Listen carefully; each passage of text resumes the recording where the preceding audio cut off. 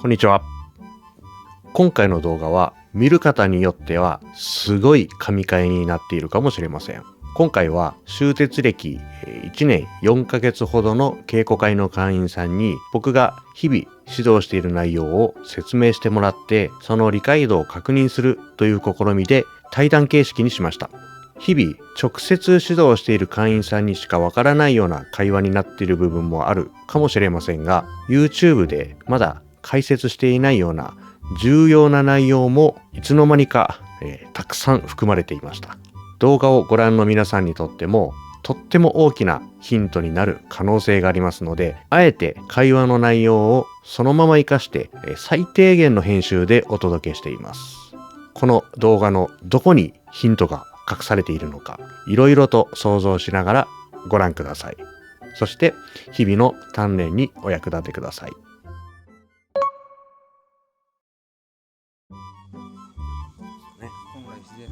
人間に備わっている自然の動きに対して我々はブーストをかけるために、で入ってさらに伸びてブーストをかけるという理解で、赤く膜が上がっていくのと同時に、他のインナーユニットを同時に収縮させていくことを意識します。それが軸が整うということを、なぜ軸が必要かというと、終鉄で考える強い力をつけるためには、地球の重力にちゃんと抗うための力が必要で、胴体縦に伸ばして、で息をしっかり吐いて、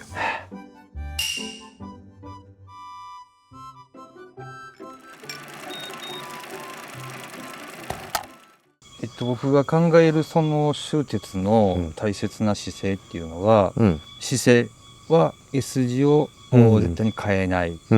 でその頭の位置は、耳が肩に乗ること、膝を緩めること、これが大切な姿勢であると思ってまして、まず姿勢がそれ、そして軸を作る時には、これは僕のルーティンと言います。まずはジャンプをします。で降りたところが、仮軸と僕は呼んでまして、仮の軸、で本当の軸を探す時には、ジャンプした後で仮軸ができたら、つま先かかとが浮かないところを探して、フラットな場所というかね、そして姿勢をさっき言った S 字を保つ、で耳の位置が肩の位置で、姿勢がまとまった時に初めてそこで、鼻から息を吸って腹式呼吸をする、息をで吸って横隔膜を下げます、でその後は、って吐いていって、横隔膜が上がっていくのと同時に、他のインナーユニットを同時に収縮させていくことを意識します。それが基本的な終鉄の姿勢だなと感じております。いいんじゃないですか。もうそれでいいと思いますよ。インナーユニットを働かすにはどうするかと。では腹式呼吸をすれば自然にそういう風になるっていう認識で大丈夫ですかね。腹式呼吸だけだとちょっと不十分で、吐くと同時に動作を伸びて初めて、大腰筋を含めたインナーユニットが動き出す。なので腹式呼吸だけじゃ不十分だと思ってます。なるほど。いや、いいと思います。まあでもそういうことですよね。難しいのは筋肉の収縮を再現させるのはすごく難しいし、先生に誘導されてちゃんと動いたとしても、自分で一人でやったら動かない時もありますから、それをどれだけ再現させるかっていうトレーニングこそ終鉄のトレーニング。素晴らしい。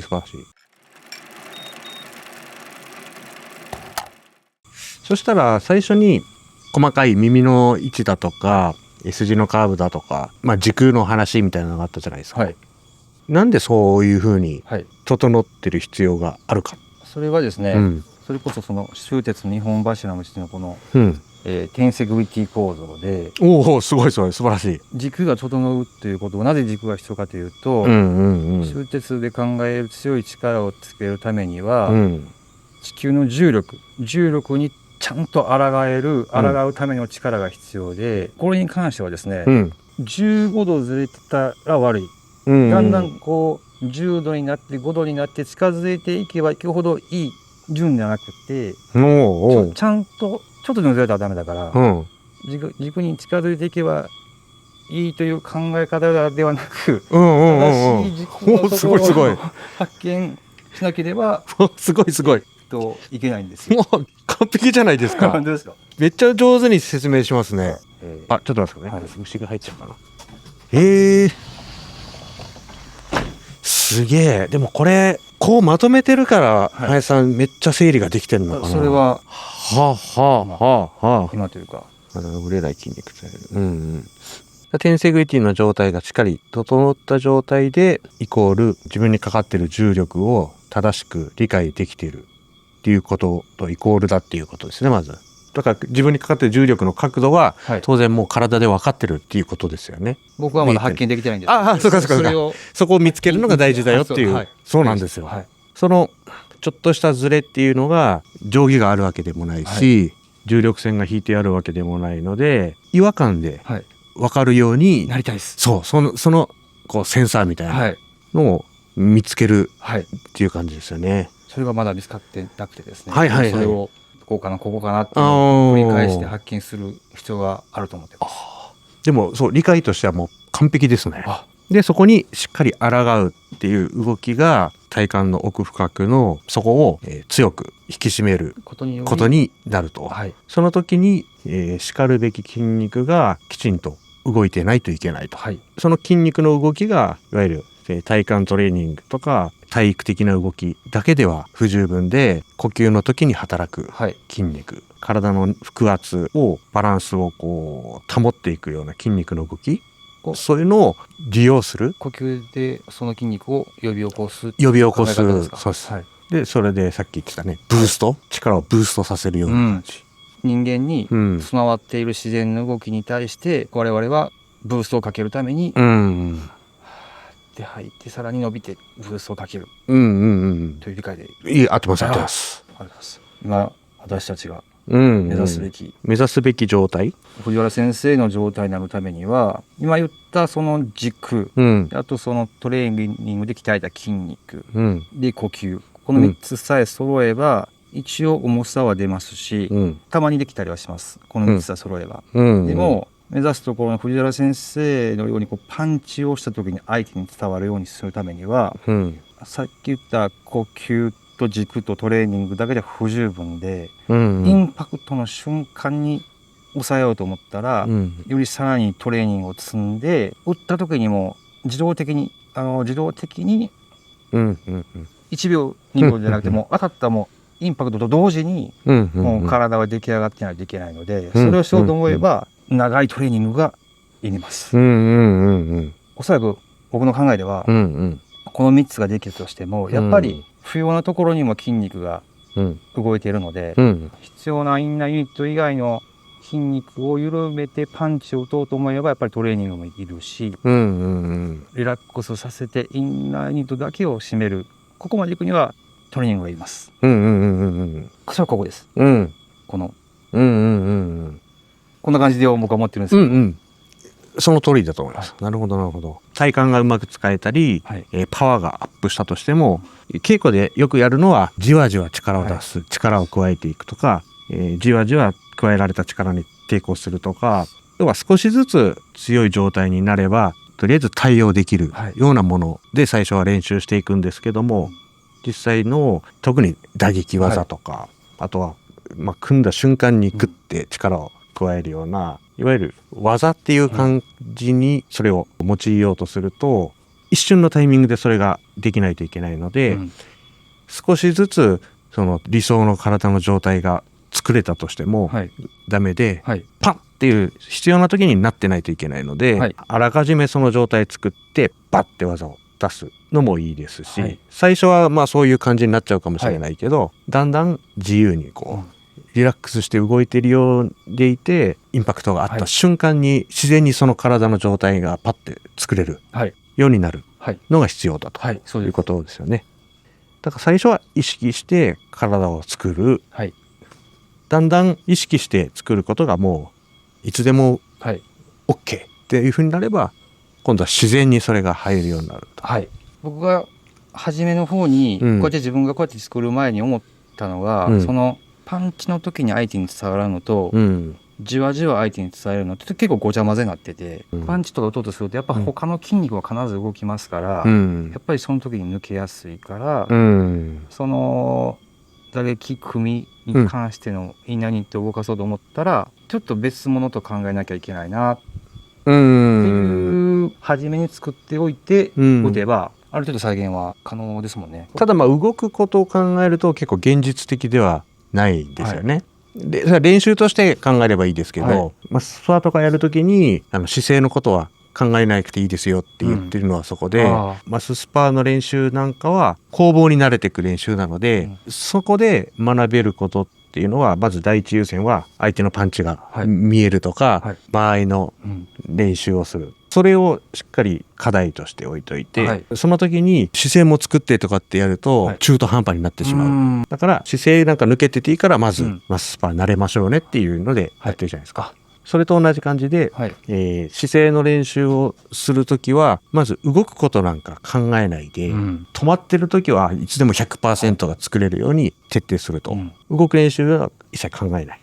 で少しずつ今度その姿勢作れたら背骨周りのね本当深層部、それ以外の力みは一切抜いていくと、今度は全身で姿勢を全力で作ってたのをもう必要な場所だけで姿勢を作るようにする。そうすると他が動くようになる、で今度その動く場所を自由に動かして、ここは緩まないようにっていう力の出方をやっていく、そうするとある程度そういうふうにこなれてくると、例えば足とか肩とかはリラックスできるわけじゃないですか、そうすると動いてても、姿勢がある程度保てるっていう状態にはなってくるので、自然にこうだんだん動いてても強い体勢が常に備わるようになってくると、でまだここら辺はガツッっていう感覚があるけど、だんだんそれもなくしていって、なんか瞬間的にスイッチが入るようにしていく、そこは一番難しい部分といいますか。でもそういうふうに考えると大変そうですけど、一番大変なのはその止まった時にいつでも姿勢が作れる、これが一番基本だけど一番難しいと思うんですよ。難しい、難易度も高いと思います。でそれがもういつでもねどうも持たれても重いですよっていう感じの体になったら、あとは結構もう実はだんだんこうスーッとスムーズにいき始める、そうですかっていう感じがします、基本のところが一番難しいから、一番最初にこう高いハードルが来るから結構みんな悩むんですよね。特に入会して1年ぐらいの人が一番悩んでるじゃないですか、みんな。めちゃくちゃ悩んでますこれはなんか分かる日が来るのかなとそれを普段の引っ越しの手伝いとかする時も、そういう感じでやってても特に終鉄に悪い影響を及ぼすとかは特にない影響？全然ないです。なんか例えばこういう状態でもですね、どこででも運動できるじゃないですか、肘を下ろす力を下に下ろそうとする、この時もこうやって力を出すんじゃなくて息吐いてしっかりお腹を張らないようにして、吐き絞って伸ばして、でこうです、この状態へこみましたこれとこれを一緒にやる。でどこででもやってもそうです、こう机とかこうとかここ使ってるなって感じが出てくるので、姿勢がおかしくなると途端に来なくなるんですね。どこでもトレーニングできますもんね。できますね。あとすみません、先生先ほどおっしゃったその固める時、姿勢を重くする時には、そうですね、腸腰筋だけじゃないので、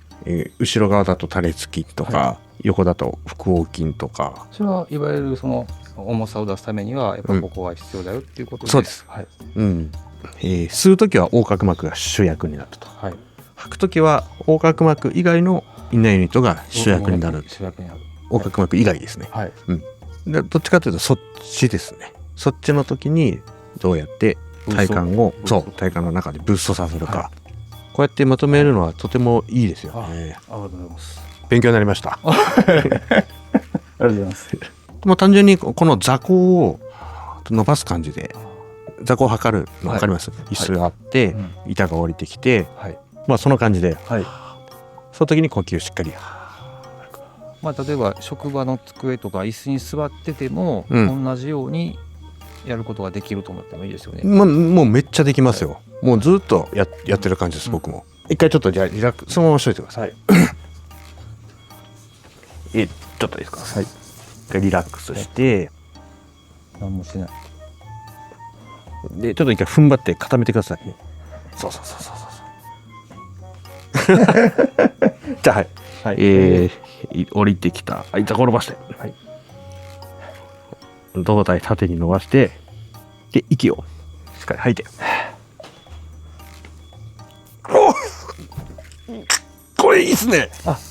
これ感じすごい。できますね。できる。はい、ありがとうございます。これじゃあこんな感じでゆるりと終わりましょう。ありがとうございます。今の分かりやすいです。めちゃくちゃ分かりやすい。めちゃくちゃ分かりやすい。